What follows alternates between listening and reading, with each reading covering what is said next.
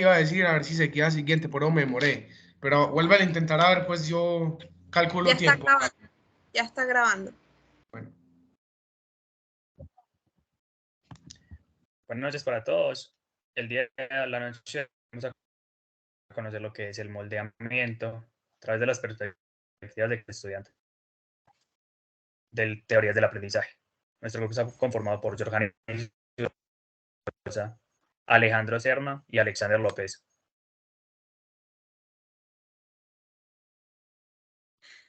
Introducción. La teoría de la conducta establece ciertos acontecimientos dentro de un concepto del cual, como un comportamiento psicológico, el cual busca cambios, es una información del comportamiento de la persona en donde se aprende o se cambia, pero hay un ente que promueve mencionadas acciones, el cual puede definir como resultado la suma de los hábitos, el aprendizaje y consecuencias de la imitación y repetición de respuestas a estímulos, los cuales dependen del grado de aceptación de las personas involucradas. Es por ello que Skinner es una de las personas que más le apuntó a este tema.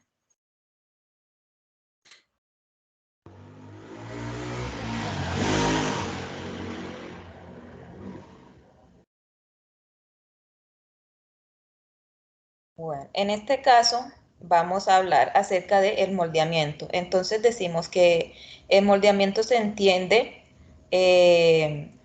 la conducta, de la conducta a aquel procedimiento en el que se refuerzan las aproximaciones sucesivas. Entonces, por ejemplo, cuando se habla de moldeamiento, lo primero que se nos viene a la cabeza es imaginarnos una plastilina. En este sentido, o en este caso, las manos son los docentes y la plastilina el educando, en donde a través de las estrategias que se dan por aproximaciones se enseñan nuevas conductas o se refuerzan. La siguiente es una situación. Entonces, como futuros docentes, muchas veces nos encontramos con situaciones que nos ayudan a entender que para enseñar se debe tener paciencia, amor y muchas ganas de que los educandos puedan ser capaces de aprender y crecer desde cosas mínimas que los van a ayudar a tener orden en sus vidas.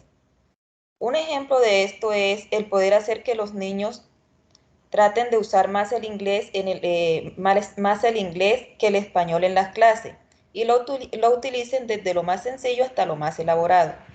Siempre es una dificultad porque en muchas instituciones no se exige esto. Es necesario dar la clase en inglés, pero no hay nada como involucrar el inglés desde el primer día. Bueno, ahora bien, yo les voy a compartir la estrategia de aprendizaje que decidimos utilizar en base a este caso que acaba de plantear nuestra compañera. Y quiero recalcar que como docentes es sumamente necesario estudiar y plasmar las diversas estrategias que puedan incentivar a que nuestros alumnos obtengan ciertas conductas. En nuestro caso, como los niños son súper visuales y súper didácticos, a través de unas flashcards pegadas en las paredes se espera que puedan adquirir la conducta de hablar más en una segunda lengua. En este caso, nosotros somos futuros docentes de la lengua de inglés. Para esto, ¿qué utilizamos? Se utiliza el modelo de moldeamiento, el cual ya anteriormente fue descrito, pero con la frecuencia, la cual es necesaria para aumentar y también reducir la cantidad de veces que se lleva a cabo una conducta, ya sea que la queramos reforzar o disminuir. Entonces, por ejemplo, ¿qué estrategias y qué pasos seguimos? Primero generamos un espacio seguro donde los estudiantes se sintieran felices al llegar, cómodos al llegar y que no sentían esa presión de que iban a un lugar en el que solamente se iban a sentar a que les enseñaran una segunda lengua por obligación. Luego se crea el material visual y didáctico, en este caso vimos que eran unas flashcards, y la idea es no saturar la información, sino que sea algo visual que puedan captar a primera vista. Por ejemplo, una imagen con una frase. Luego implementamos el uso del inglés 4 de 5 días a la semana.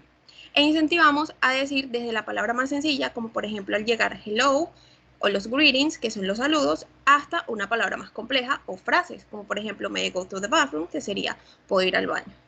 Se continúa el proceso de manera frecuente hasta que ellos sean capaces de hacerlo de manera inerte, es decir, que lleguen al salón de clases y sin necesidad de que el docente hable o les exija o les diga que tienen que seguir alguna conducta, ellos sean capaces de adquirir esa segunda lengua y de hacerlo de manera natural. Ahora bien, dentro hay un paso del moldeamiento que se deben de cumplir. Por ejemplo, tenemos el paso 1, que es la especificación en una meta o de la conducta terminal. ¿Qué nos quiere decir esto? Que nosotros como docentes debemos fijar una meta clave para saber qué conducta queremos realizar o qué conducta queremos que el estudiante obtenga al final del planteamiento del conocimiento.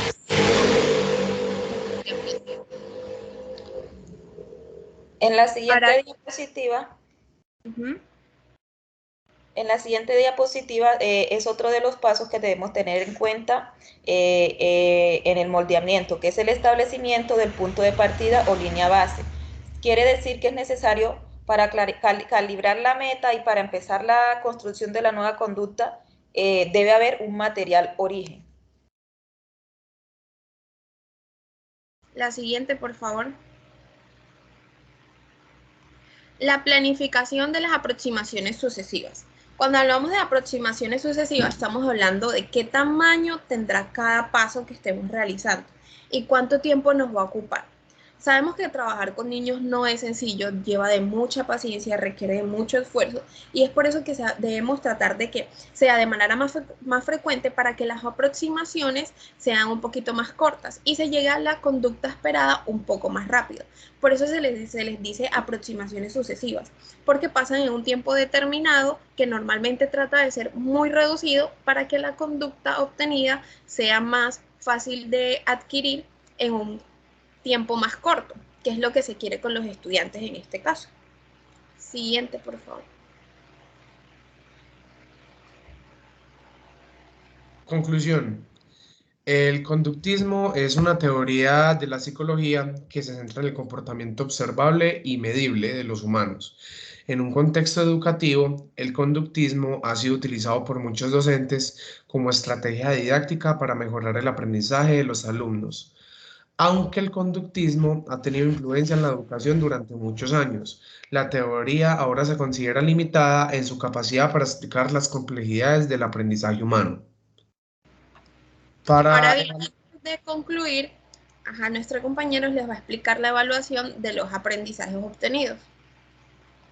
Para evaluar si el método funcionó de manera eficaz, estos son los siguientes criterios. Es capaz de relacionar la palabra en inglés con el contexto en el que se aplica.